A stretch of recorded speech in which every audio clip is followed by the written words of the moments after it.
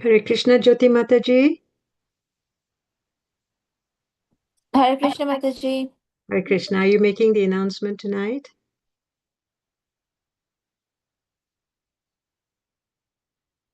Because Pati Mataji is unable to join on Mondays.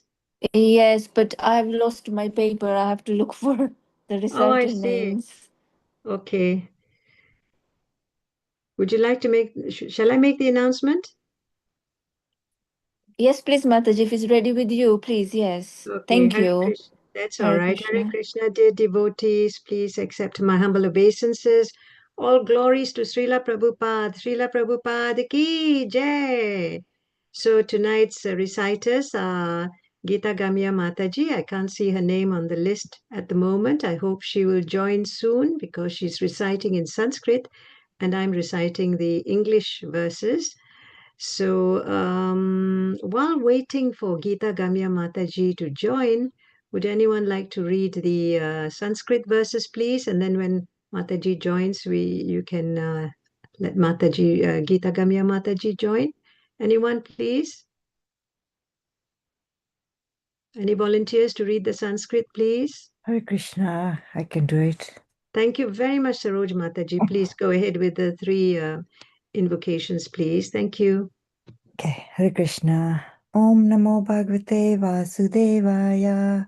Om Namo Bhagavate Vasudevaya. Om Namo Bhagavate Vasudevaya. Samsayotha Viparyasho.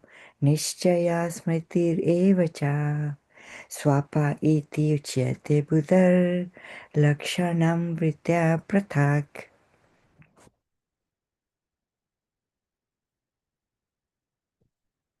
Hare Krishna. Translation. Doubt, misapprehension, correct apprehension, memory, and sleep, as determined by their different functions, are said to be the distinct characteristics of intelligence.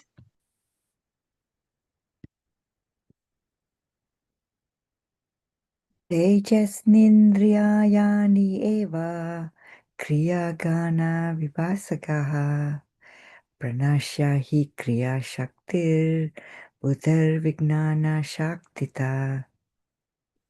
Egoism in the mode of passion produces two kinds of senses, the senses for acquiring knowledge and the senses of action. The senses of action depend on the vital energy, and the senses for acquiring knowledge depend on intelligence.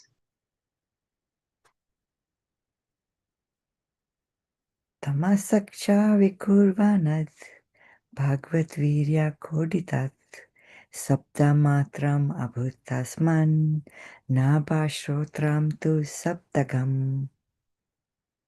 When egoism in ignorance is agitated by the sex energy of the Supreme Personality of Godhead, the subtle element sound is manifested, and from sound come the ethereal sky and the sense of hearing.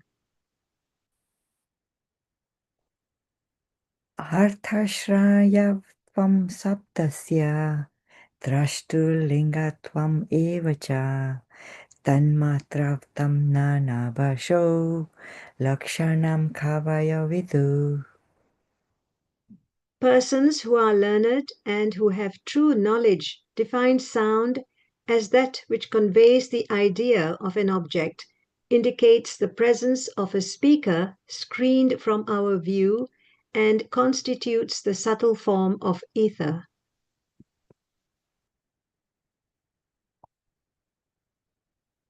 Bhutanam chitradartvam bahirantaram evacha pranendriyatma deshnatyam nabasho vritti lakshanam. The activities and the characteristics of the ethereal element can be observed as the accommodation of room for the external and internal existences of all living entities, namely the field of activities of the vital air, the senses, and the mind.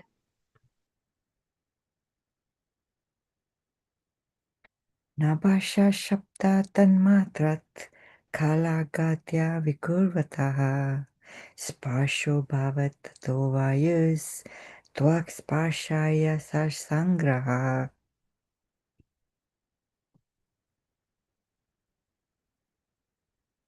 From ethereal existence, which evolves from sound, the next transformation takes place under the impulse of time, and thus the subtle element touch, and thence the air and sense of touch become prominent.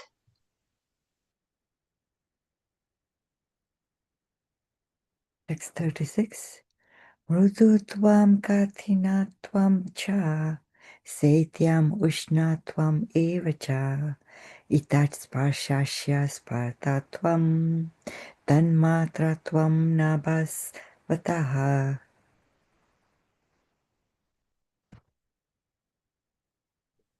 Softness and hardness, and cold and heat are the distinguishing attributes of touch, which is characterized as the subtle form of air.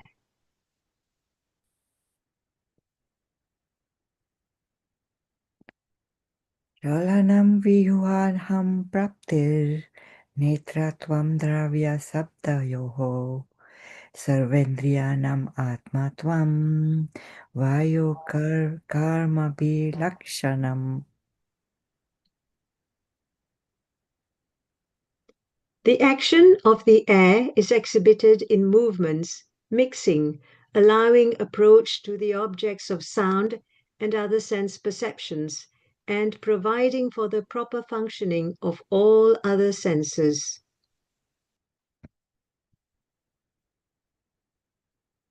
Text 38.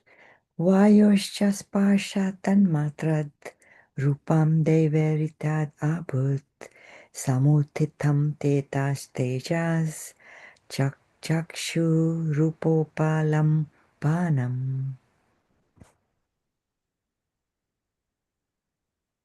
By interactions of the air and the sensations of touch, one receives different forms according to destiny. By evolution of such forms, there is fire, and the eye sees different forms in color.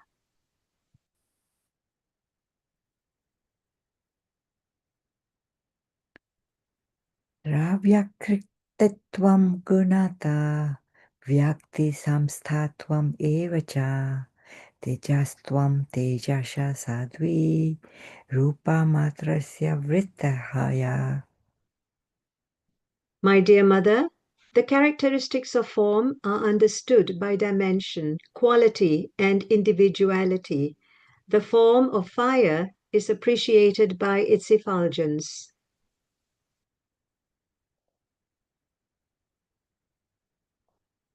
Dyotanam pachanam panam Adhanam himamardanam Tejaso vrityastvav etaha Shoshanam shatrid evacha.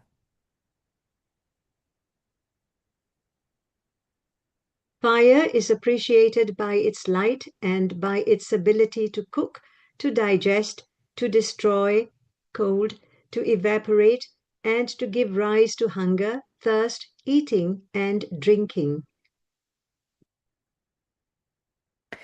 Rupa matra dvikurvanat Tejaso deva koditat Rasha matram abhuttasmad Ambo jiva rashagraha. By the interaction of fire and the visual sensation, the subtle element taste evolves under a superior arrangement. From taste, water is produced, and the tongue, which perceives taste, is also manifested.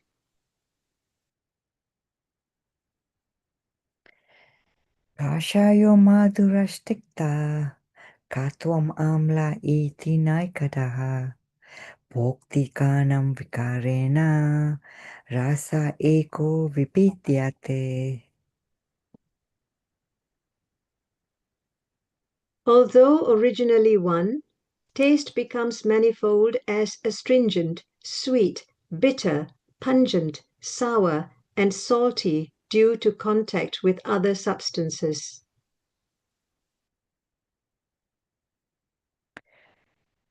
Kledanam pindanam tripti, pranam pyayak yonadanam, tapapanodo bhuyastam, ambasho vritashti imaha.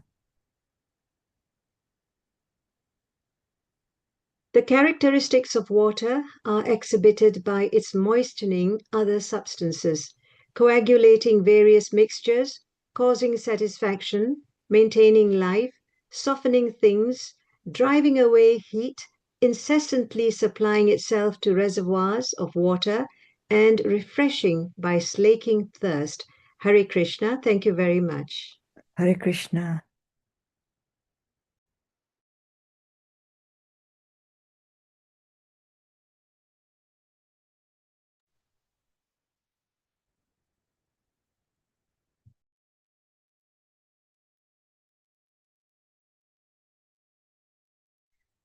Hare Krishna Mataji, thank you so much, Shiji Mataji and Matajis for doing wonderful Sanskrit recitation and translation. It's a very heavy chapter and very deep, like it explains in detail about Mahatattva, various elements of material nature. So it's difficult to understand. We have to go through it again and again.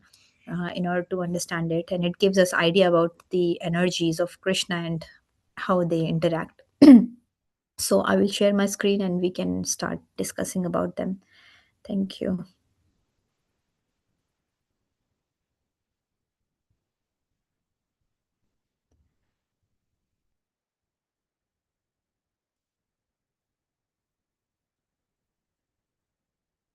Can you see?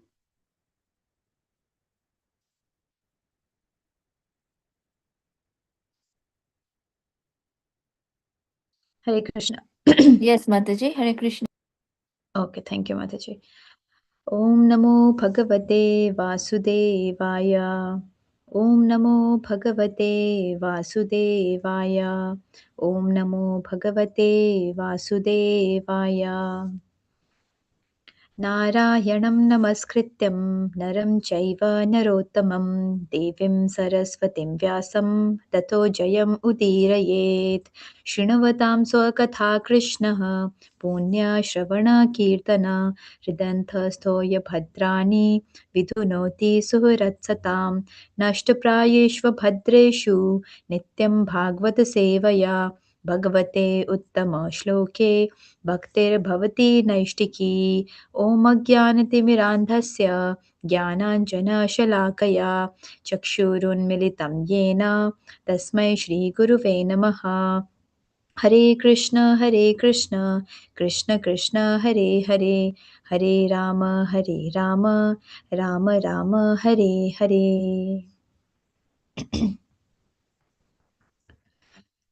So, chapter 26 of Canto 3, Fundamentals Principles of Material Nature, that Kapil Muni is explaining to his mother, Devahuti. So, let's see today's verses for discussion are 31 and 32. Hare Krishna. तैजसानेन्द्रियाण्येव क्रियज्ञानविभागशः प्राणस्य हि क्रियाशक्तिर्बुद्धैर्विज्ञानशक्तिता. Translation and purport by His Divine Grace A.C. Bhaktivedanta Swami Srila Prabhupada Ki Jai. Egoism in the mode of passion. Egoism in the mode of passion produces two kinds of senses: the senses for acquiring knowledge and the senses of action. The senses of action depend on the vital energy, and the senses for acquiring knowledge depend on intelligence. Purport. It has been explained in the previous verses that mind is the product of ego in goodness, and the function of mind is acceptance and rejection according to desire.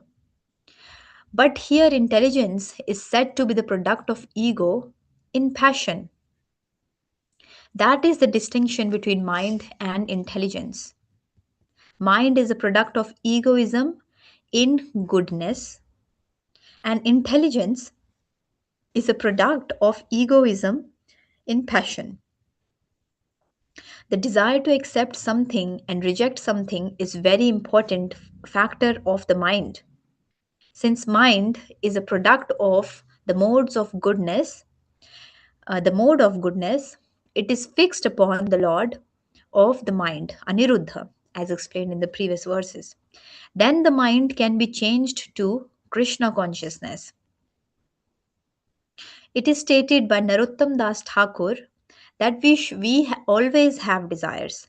Desire cannot be stopped. But if we transfer our desires to please the Supreme Personality of Godhead, that is the perfection of life. As soon as the desire is transferred to lording it over material nature, it becomes contaminated by matter. Desire has to be purified. In the beginning, this purification process has to be carried out by the order of the spiritual master. Since the spiritual master knows how the disciples' desires can be transformed into Krishna consciousness. As far as intelligence is concerned, it is clearly stated here that it is a product of egoism in passion.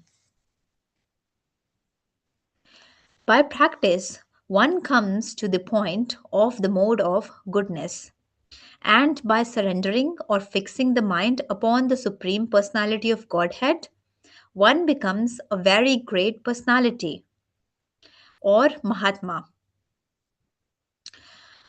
In Bhagavad Gita, it is clearly said, Sa Mahatma Sudurlabhaha. Such a great soul is very rare.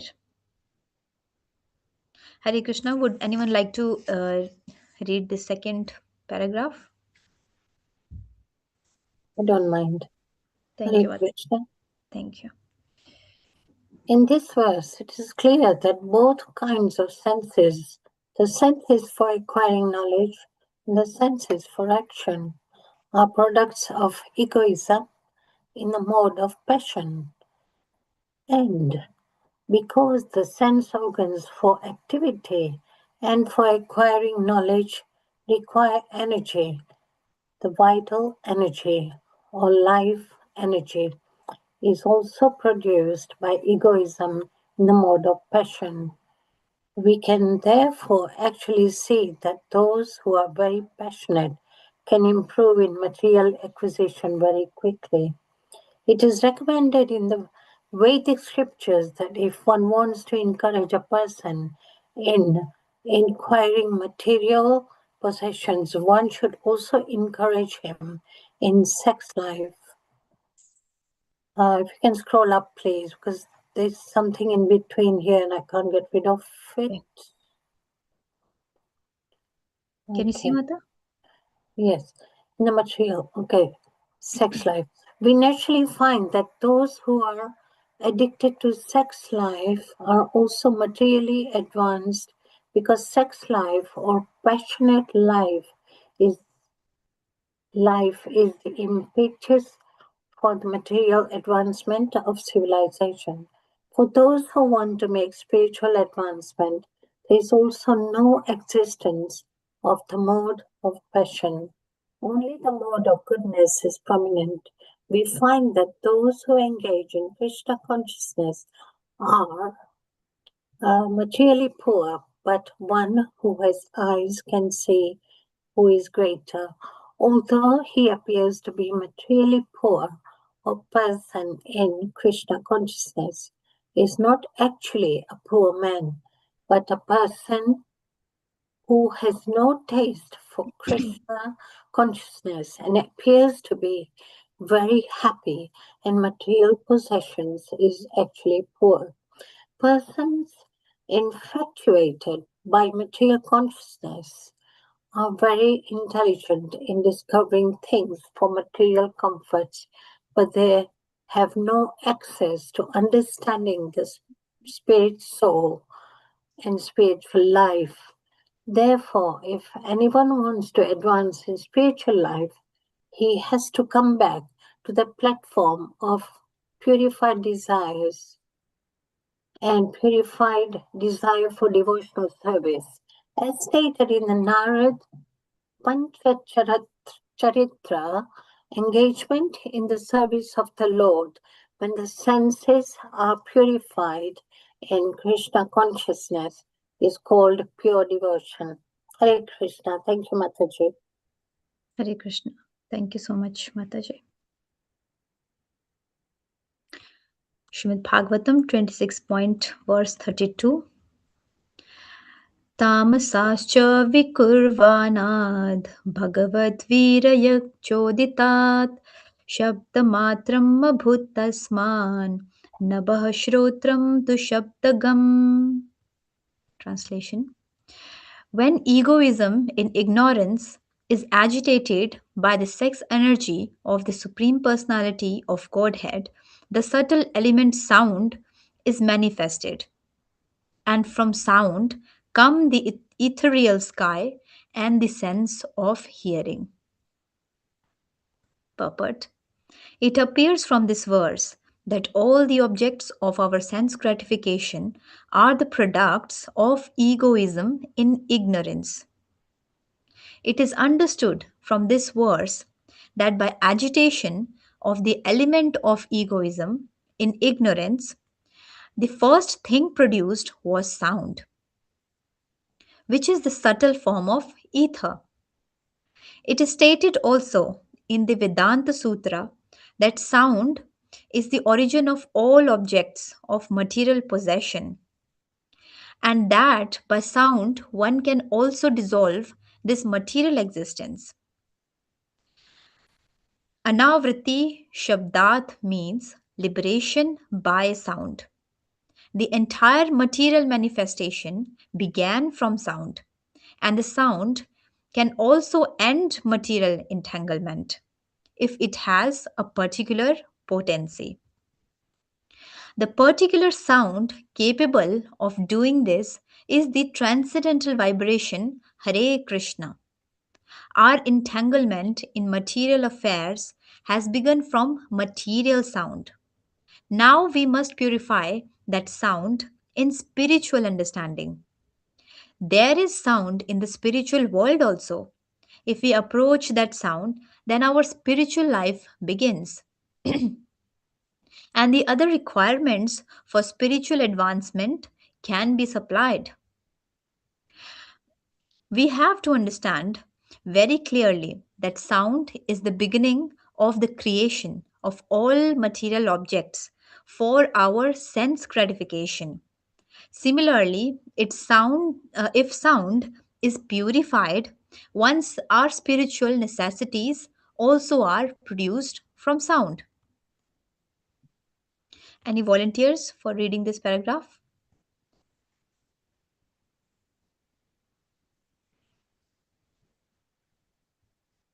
Hare Krishna Mataji.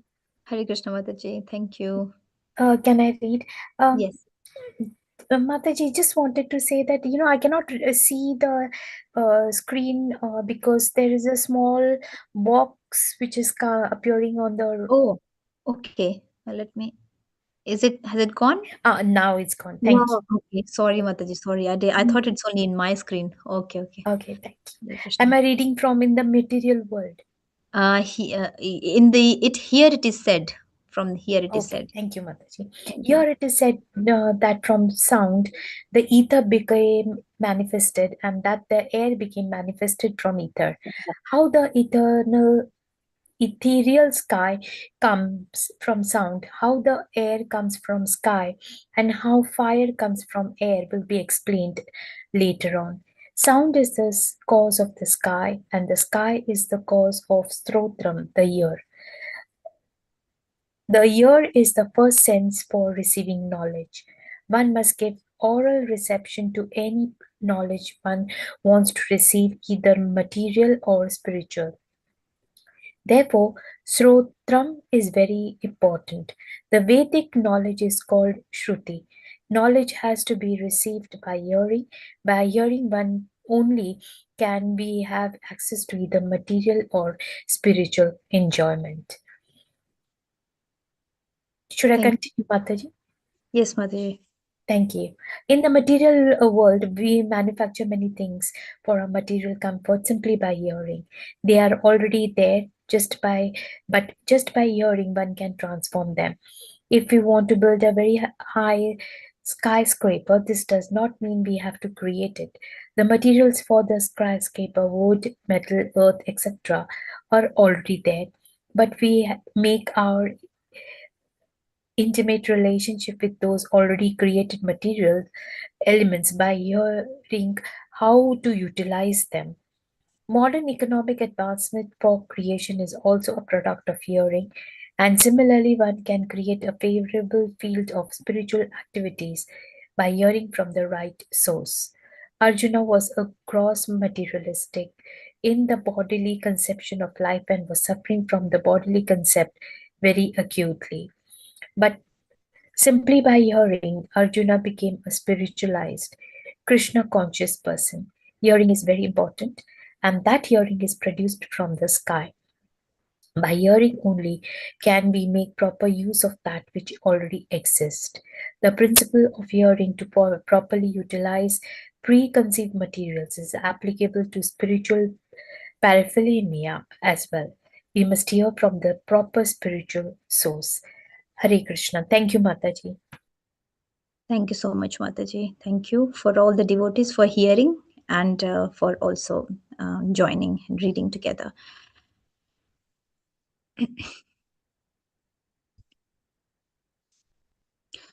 ॐ अज्ञानतिमिरान्धस्य ज्ञानाञ्जनशलाकया चक्षुरुन्मिलितं येन तस्मै श्रीगुरुवे नमः।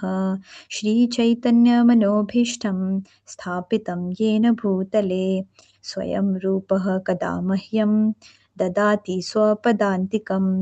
वन्देऽहं श्रीगुरोः श्रीयुतपदकमलं श्रीगुरून् वैष्णवांश्च श्रीरूपं साग्रजातं सहगणरघुनाथान्वितं तं सजीवं साद्वैतं सावधूतं परिजनसहितं कृष्णचैतन्यदेवं श्रीराधाकृष्णपादान् सहगणललिता श्रीविशाखान्वितांश्च। हे कृष्ण करुणासिन्धो दीनबन्धो जगत्पते गोपेश गोपिकान्त राधाकान्त नमोऽस्तु ते। तप्तकाञ्चन गौराङ्गी राधे वृन्दावनेश्वरी वृषभानुसुते देवी प्रणमामि हरिप्रिये। वाञ्छकल्पतरुभ्यश्च कृपासिन्धुभ्य एव च पतितानां पावनेभ्यो वैष्णवेभ्यो नमो नमः। नमः ॐ विष्णुपादाय कृष्णप्रेष्ठाय भूतले श्रीमते भक्तिवेदान्त स्वामिनिति नामिने। नमस्ते सरस्वते देवे गौरवाणी प्रचारिणे निर्विशेष शून्यवादी पाश्चात्य देशे तारिणे। जय श्री कृष्ण चैतन्य प्रभु नित्यानंद श्री अद्वैत गदाधर श्रीवासादि गौर भक्तवृंद। हरे कृष्ण कृष्ण कृष्ण हरे हरे, हरे Ram Ram Ram Hare Hare. Hare Krishna, very deep and profound and intense chapter actually, this fundamental principles of material life, because basic principles of material life, it is like chemistry of spirituality, spiritual science, like the subject chemistry, atoms, how they react, how they dissolve, what forms what, how compound is formed. All those basic fundamental principles of material nature are explained by Kapil Muni in this chapter, because it's important for us to actually know, not just know the knowledge, but utilize that, and that actually use their knowledge intelligently. That's why Lord actually came as Kapil Muni to appeared as Kapil Muni to give us this basic knowledge also, which is very scientific. So if we've come to 31 and 32 verses, but for those who haven't joined last time, it's good if we can just quickly go through the previous verses, so that we can go with the flow and we know like what's happening right now. So the personality of Godhead Kapil Muni continued, "My dear mother, now I shall describe unto you the different categories of absolute truth, knowing which any person can be released from the influence of material modes of nature." He's telling about, see what is he saying? Knowing which any person can be released from the influence of material nature. So we have to actually know how are we made? What is material nature? Not to look at material nature as something that we can enjoy forever, but actually to know how it was created, and this is actually just an energy and temporary thing, it's illusion. So we should actually know the science of it, so that we realize that what is material nature and why are we here and how to get out of it. And knowing this knowledge actually helps us to release us from this modes of material nature. And a knowledge of the ultimate perfection of self realization. I shall explain that knowledge unto you, by which knots of attachment of material world are cut. So, by knowing this knowledge, we can cut the knots. So, in order to get self realization, in order to actually become a devotee, pure devotee, or get out of this entanglement of material world, we actually need to know about ourselves. What is our identity? Because most of us are seeing each other as bodies. Indian body, American body, a dog's body, a tree's body, or something. But actually, when we have to come out of that false perception. That is why repeatedly Krishna is coming, appearing, and giving this knowledge again and again, and information in form of Bhagavad Gita, Bhagavatam, various incarnations. And Kapil Muni also came here to remove this knot of attachment by giving us true knowledge, that this is what field of activity, and what is activity, what is field of activity, what is soul, and what is all these different grounds of material nature. The Supreme Personality of Godhead is the Supreme Soul, and He has no beginning. He is transcendental to material modes of nature and beyond the existence of this material world. He is perceivable everywhere because He is self effulgent, and by His self effulgence, luster, and the entire creation is manifested. So, very interesting. Bhagavad Gita says, in Srimad Bhagavatam also, it is said that the luster of the light that we see around us actually is all coming from the Supreme Personality of Godhead. And in spiritual world, there is no moon, there is no sun, there is no need of electricity, because Lord's body is itself the source of light. So they don't have day or night. There's always light in spiritual world, and that light comes from Lord's body. He is the source of that light. From His body's effulgence, the Brahma Jyoti is formed, and the effulgence that where impersonalists also they merge into Brahma Jyoti. And from the Brahma Jyoti's reflection is actually seen in the sun, and sun's reflection then it goes into the moon, and then through moon we can see things around us. So we see the whatever light we see around us, the source of that light is Supreme Personality of Godhead. That is why it is said here, He's self-effulgent. He doesn't need a light from somewhere else to so that we can see go Lord. No, He is the source of light. He is self-effulgent luster. And we are seeing everything around us because of Him. The sun, the light from sun and moon. As His pastime, that Supreme Personality of Godhead, the greatest of great, accepted the subtle material energy, which is invested with three material modes. Very important. Three material modes. In Bhagavad Gita, chapter 14 describes in detail about three modes of material nature. And in the last chapter also of Bhagavad Gita, it is explained again. The one who understands these three modes of material nature and how they work, they actually know the real knowledge. That is what Krishna says in Bhagavad Gita also. And here it is explained again, three modes of material nature, and which is related with Vishnu.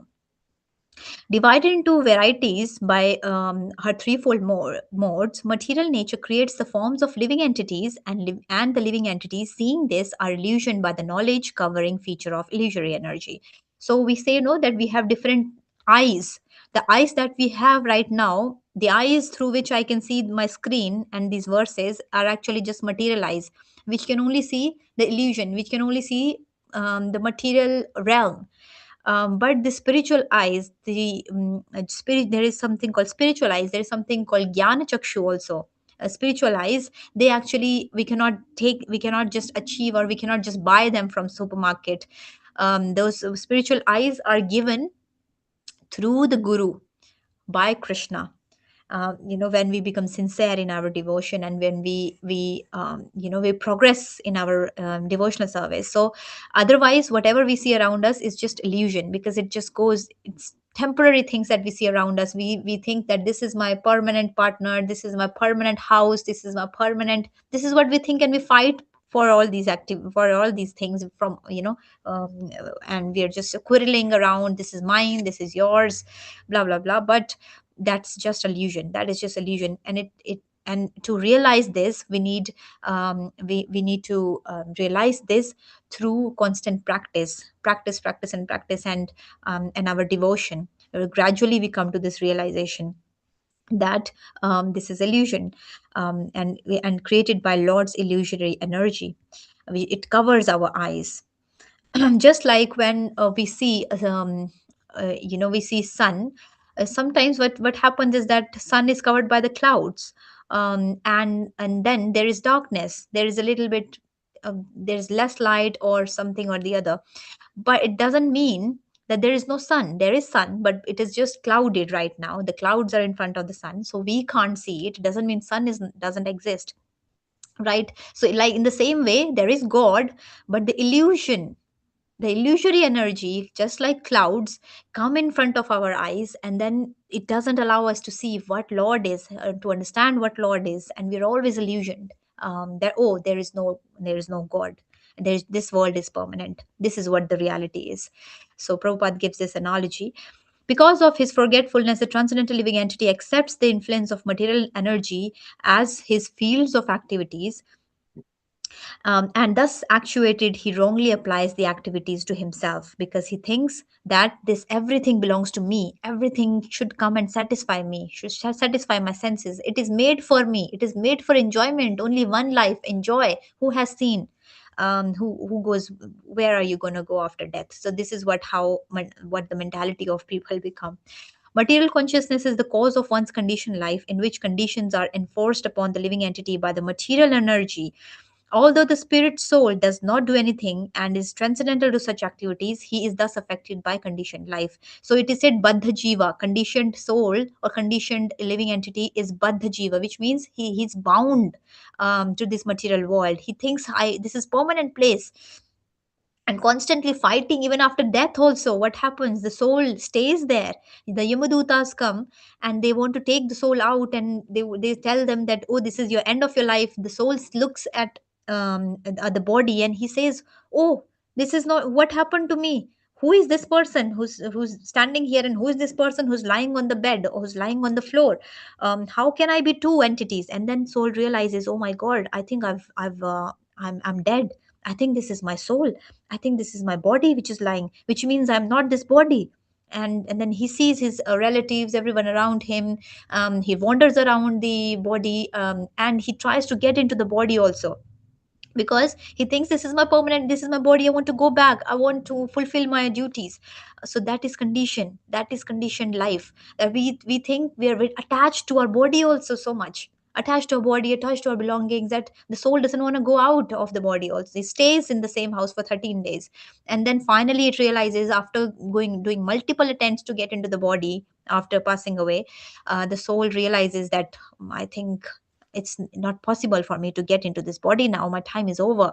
And when she accepts this, when the soul accepts this, then it goes, for the journey continues. So this is the condition of conditioned life, not so much attached to the body. Actually, the cause of the conditioned soul's material body and senses, and the senses presiding deities, the demigods, is the material nature. The cause of conditioned soul's material body and senses is the material nature. This is understood by learned man. Only intelligent person knows this truth. So intelligent person is not someone who's got many degrees. But intelligent person in spiritual sense is someone who knows what is a reality of this life, that this is temporary life, and birth, old age, death and disease is going to come to everyone. and what is soul, what is my relationship with the Lord, and how I should get out of this material entanglement. That person is intelligent, and who follows this devotional path, he's the most intelligent yogi, as per Krishna. The feelings of happiness and distress of soul who is transcendental by nature are caused by the spirit soul himself. So not to blame anyone else. um, um, in Bhagavad Gita chapter 12 verse 12 and 13 says, it is mentioned that we start to curse, we start blaming people around us. We think that this person caused me pain, that person caused me pain, and we start blaming people around us, but not understanding that the soul him itself is the reason for its suffering from the past karmas. So we shouldn't be blaming and cursing people around us, because we ourselves chose that way. We ourselves did some karma, and then the fruit of our activities, now we're getting the fruits of our past karmas. But it was the soul's desire to do this and that and use the free will in a wrong way, and then hence we have to take another body. Devoti said, O Supreme Personality of Godhead, kindly explain the characteristics of Supreme Person and his energies. Both of these are the causes of this manifest and unmanifest creation. The Supreme Personality of Godhead said, the unmanifested eternal combination of three modes is the cause of manifest state and is called Pradhan. It is called Prakriti when the manifested state, when in the manifested state of existence. So this time mixes these three modes of material nature, and through these three modes of material nature, mode of passion, ignorance, and goodness, actually mind and intelligence, which will read in verse 31 and 32, how our mind and intelligence are also influenced by these three modes of material nature. um, the aggregate elements, namely the five gross elements, the five subtle elements, and four internal senses, and five senses of gathering knowledge, and five outward organs of action, are called pradhan. So there are actually 25 25 elements that are created, and which includes all these elements that we have talked about of material nature: five gross elements, five subtle elements, four internal senses, five senses for gathering knowledge, gyanendriya, and five outward organs of action. There is also five karmendriyas, five gyanendriyas, five karmendriyas. There are five gross elements, namely earth, water, fire, ether, and air. We all know that our bodies are made of these five elements. These are the five subtle elements. There are five subtle elements also. What subtle means? We can't see them. Smell, we can't see. Taste, we can't see. Sorry. Color, we can't see. So color, touch, and sound. So these are subtle.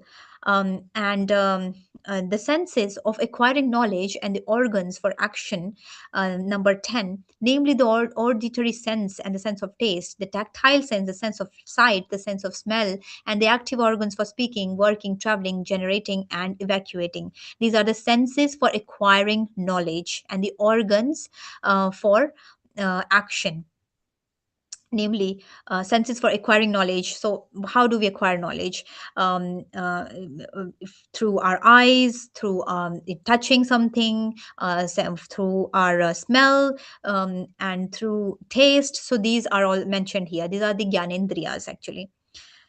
The internal subtle senses are experienced as having four aspects in the shape of mind, intelligence, ego, and contaminated consciousness. So these internal subtle senses are experienced as having four aspects.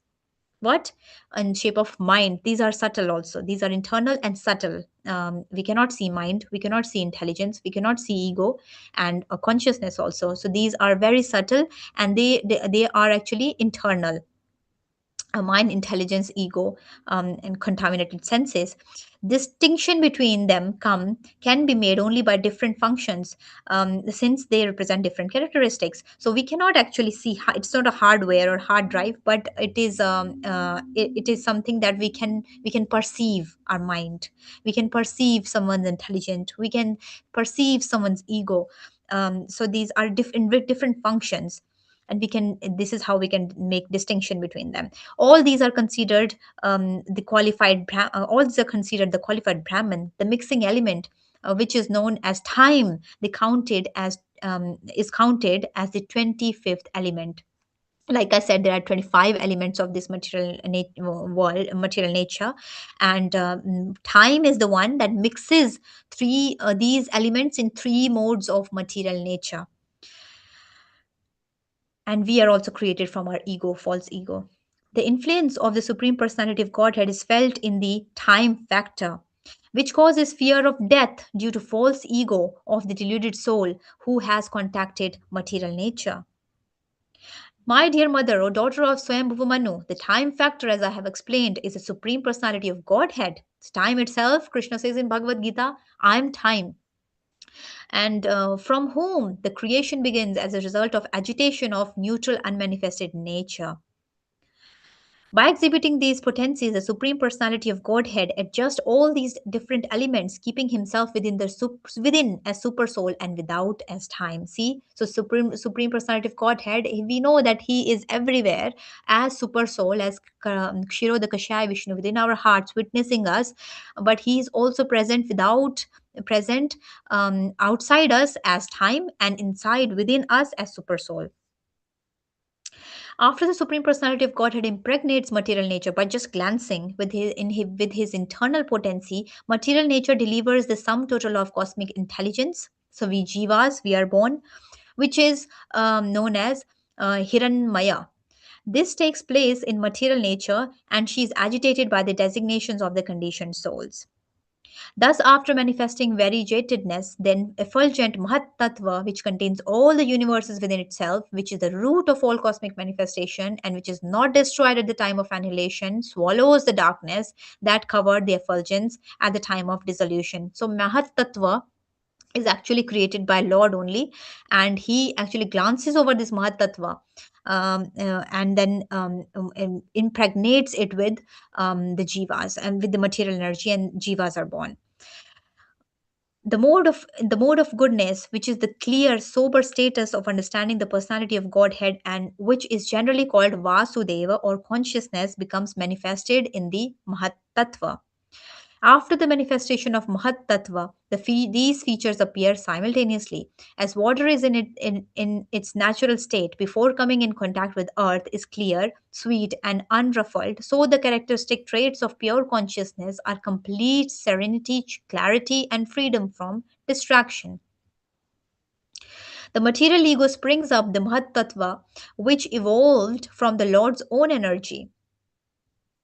The material ego is endowed predominantly with active power of three kinds. So this is how material energy has actively actually dictating us through these three kinds of modes: goodness, passion, and ignorance. It is from these three types of material ego that the mind, the senses of perception, the organs of action, and the gross elements evolve.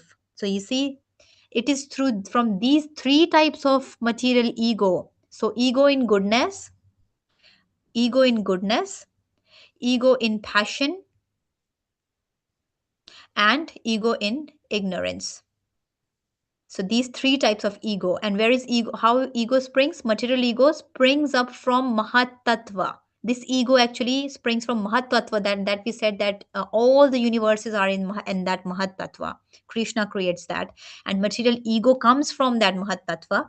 And then ego is also of three kinds, in three modes: in mode of goodness, in mode of passion, and in mode of ignorance. So it is from these three types of material ego that mind, sense of perception, organs of action, and gross elements evolved. From these three types of material ego. The threefold ahankar, which is ego, the source of the gross elements, the senses, and the mind, is identical with them because it is their cause. It is known by the name of Shankarsna, who is directly Lord Ananta with 1,000 heads. So the threefold ahankar, the source of gross elements, the senses of and the mind, is identical with them because it is their cause. It is known by the name Sankarshna, which is directly Lord Ananta with 1,000 heads. Very important point. This false ego is characterized as the doer, as an instrument and as an effect. It is further characterized as serene, active, or dull, according to how it is influenced by the modes of goodness, passion, and ignorance. So when our false ego in different modes work, that actually then dictates like how are we gonna how are I, what is going to be my future, what is going to be my next body. My false ego will decide, and which mode I am more active in, goodness, passion, or ignorance. It becomes an instrument then. From the false ego of goodness, another transformation takes place. From this evolves the mind, whose thoughts and reflection give rise to desire. So, see, all our questions are answered here by Kapil Muni. From the false ego that we saw, the false ego, where it is it created? Where was it born? It was born in Mahat Tattva, in after mixing up by the influence of time with these three modes. So, the false ego of goodness we are talking about, false ego of goodness, another transformation takes place. What happens in false ego of goodness? Mind is born, mind evolves. From here, mind evolves, whose thoughts and reflection give rise to desire. So you see, the mind is the cause of all the problems in the whole world, because mind, it gives us all the desires comes from the mind only. I want to go there, I want to go to this holiday, I want to taste this, I want to smell this, I want to wear this. So where are these desires coming from the mind? And where is the mind coming from? The ego of goodness, false ego of goodness, not just ego, false ego of goodness. The mind of living entity is known by the name of Lord Aniruddha. The mind of living entity is known by the name of Lord Aniruddha, the supreme ruler of the senses. He possesses a bluish black form resembling the lotus flower growing in the autumn. He is found slowly by the yogis. So yogis meditate on a supreme personality of Godhead so that um, uh, they can actually control their mind and senses, because mind, who is the lord of mind? And Lord Aniruddha, and he is the supreme ruler of the senses also. By transformation of the false ego in passion, so we read about from false ego of goodness, mind is evolved, and from mind desire is evolved. Now by the transformation of false ego in passion, we're going down now. Mode of passion is below mode of goodness. Now the transformation of false of ego in passion, intelligence takes place. So intelligence comes from false ego in passion. Intelligence takes place. Virtuous lady. Oh, virtuous lady, sorry. The functions of intelligence are to help in ascertaining the nature of objects when they come into view and help the senses. Intelligence actually gives us this clarity, clarity of different objects, how to perceive different objects, and what our view should be about them, and then this intelligence helps the senses to act. The intelligence helps and directs the senses to act actually. Yeah. So this happens from the false ego of passion. Then doubt, misapprehension, correct apprehension, memory, and sleep, as determined by their different functions, are said to be the distinct characteristics of intelligence. So these are all things come from intelligence. We read in our, if you have read biology, or wherever, whatever you've read in your school, you must have read about these different parts in our mind and how they control different parts of our body also. Frontal part, parietal part, occipital part, or different parts of our brain. So we here Krishna is also, Lord Kapila Muni is also explaining to us that how intelligence, different characteristics of intelligence can be seen through what these characteristics: doubt, apprehension, misapprehension, correct apprehension, memory, sleep, are determined by their functions and are said to be distinct characteristics of, these are coming from intelligence only: doubt, misapprehension, comprehension, memory, and sleep. Egoism in the mode of passion, now coming to the verses, egoism in the mode of passion produces two kinds of senses. Now ego in mode of passion also produces two kinds of senses. What are these two kind of senses that we've already discussed previously also? These are the senses of acquiring knowledge, Gyanendriya, and the senses of action. So the senses of actions are different from the senses of acquiring knowledge. So the senses of for acquiring knowledge that we have studied and read in our schools are normal senses of acquiring knowledge, like touch, taste, smell, vision, hearing. These are all senses of acquiring knowledge. But the senses of action are different. They'll include I think they'll include your limbs, the hands. They'll include your legs. They'll include your genitals. They'll include there were five, actually five in number. So they are senses of action. They're always active. The senses of action depend on the vital energy, and the senses of acquiring knowledge depend on intelligence. So, senses of acquiring knowledge, which are our eyes, nose, throat, the senses usually that we also read in our schools, they are actually the senses of acquiring knowledge. That's why it is said that these senses will actually then. They will actually guide our intelligence, because they are depending on our intelligence. So we should use our senses wisely. We should engage the senses for acquiring knowledge very wisely. And what knowledge we are giving to our body will actually determine our intelligence also. It is said that that we are the books we read, the friends we hang out with, the kind of things we see, the kind of environment we are in. Because how are we using our eyes? How are we using our ears? How are we using our tongue? How are you using our hands? Our different sense organs, these and knowledge acquiring sense organs will determine what kind of person we are, because this is what we're feeding to our body, to our intelligence, and to our mind, and to our false ego. So important, so subtle things, subtle concepts, but very deep. And if we understand that, we can actually try to understand that we are actually how to regulate them and how to make them fixed in the Lord.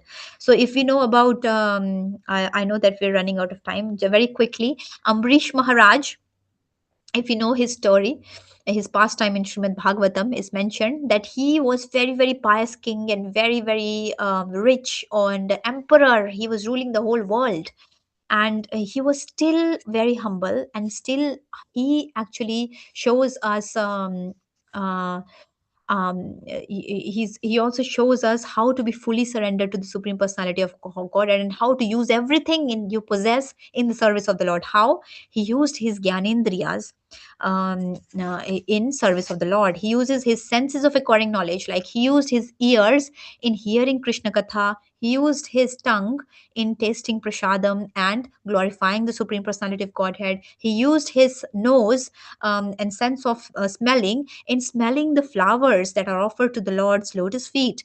He used his eyes in looking at beautiful forms, beautiful deities, form of the deities that purified his eyes.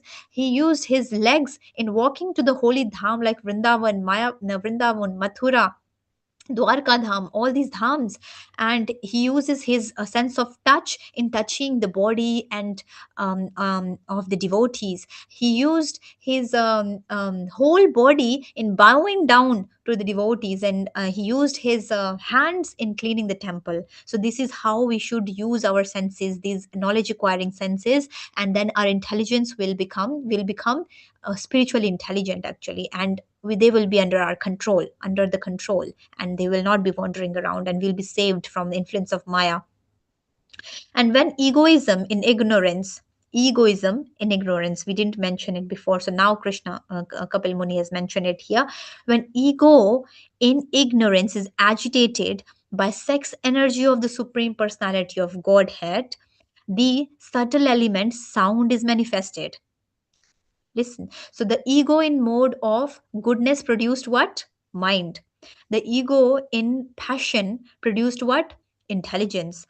And now he's saying the ego in ignorance is agitated by sex energy of Supreme Personality of Godhead. And then subtle element sound is manifested and sound is produced. And from the sound comes the ethereal sky and sense of hearing. And then in this whole verse, Prabhupada in the purport is mentioning the importance of active and importance of hearing, using this sense of hearing, which is actually coming from where? Egoism in ignorance. Because sound is the basic principle, fundamental principle of this material existence. Because from the sound, what it says in the purport, that first sound was produced.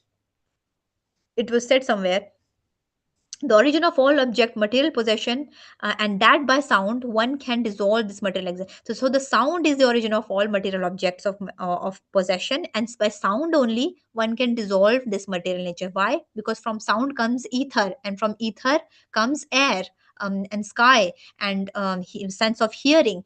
And it is said that whatever knowledge we also have is what shruti, we gain knowledge, even if it's material knowledge or even if it's spiritual knowledge. Prabhupada is saying in purport that everything comes from sound.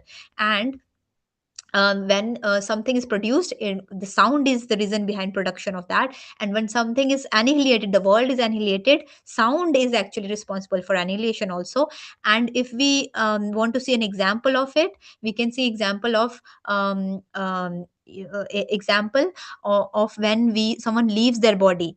When someone, before leaving a body, sound, there is this the sense of hearing is lost in the end.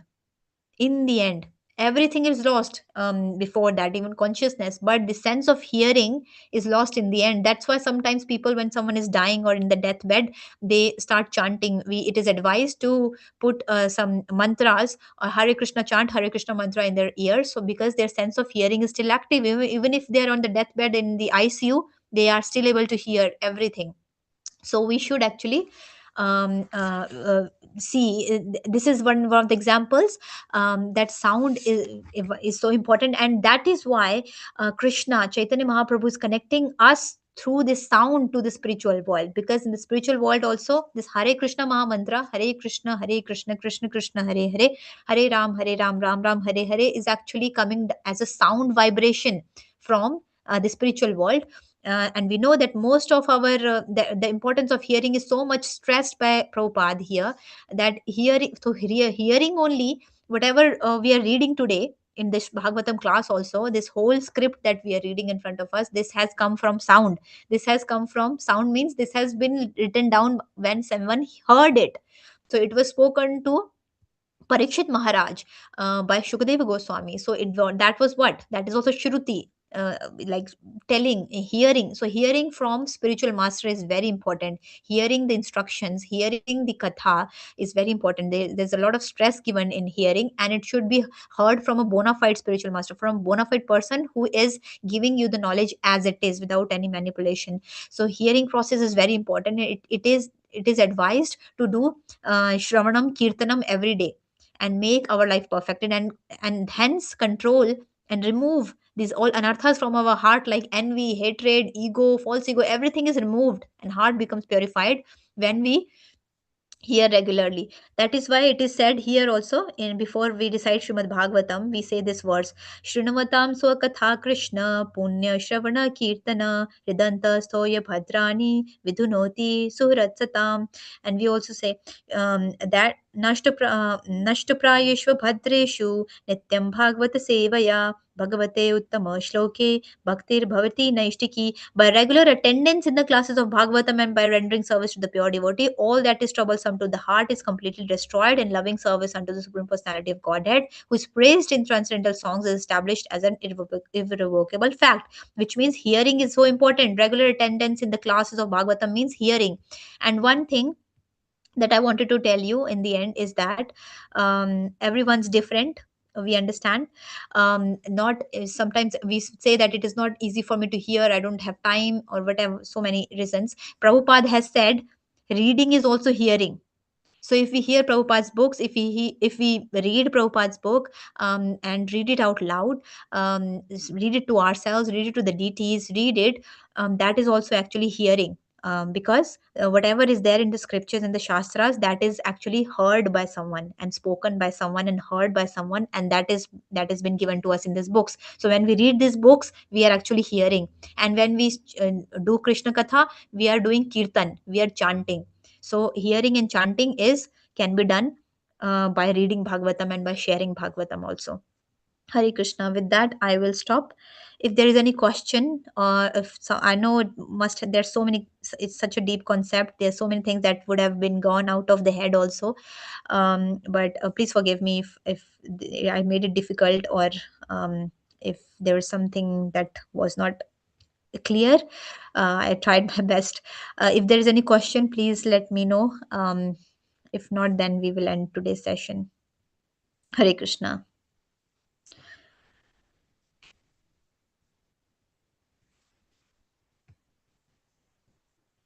Okay. Hari Bol, thank you so much.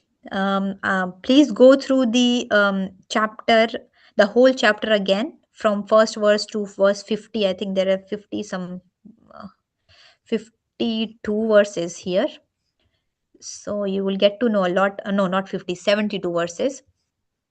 So 72 verses, please read them again every day. And Krishna is saying, Kapil Muni is himself saying in the first verse only, he's saying, top verse, that knowing these three modes of material nature and knowing about this material elements, you will get out of this entanglement, and you'll cut the knots of material attachment by knowing them. So it purifies us if we hear them also, like Devahuti heard. Hare Krishna, thank you so much for joining. If there is no other question, we will close today's session. And I wish you a very happy Ram Navami, which is also coming soon. And may we can read Bhagavatam's 9th canto, 11th chapter, which is about Lord Ramachandra's qualities and his pastimes. So we can also absorb ourselves in that. Thank you so much. Hare Krishna. वाञ्छकल्पतरुभ्यश्च कृपा सिन्धुभ्य एव च पतितानां पावनेभ्यो वैष्णवेभ्यो नमो नमः. श्रीमद्भागवतम की जय. श्रील प्रभुपाद की जय. गौर प्रेमानंदे. हरि हरि बोल. Hare Hare. Hare Krishna. Hare Krishna. Thank you, Mataji. Thank you so Thank you, much. Mataji. Hare Krishna. Hare Krishna Mataji. Thank you for the lovely class. Thank you. Hare Krishna. Thank you. Hare Krishna Mataji. Jai Prabhupada. Hare Krishna.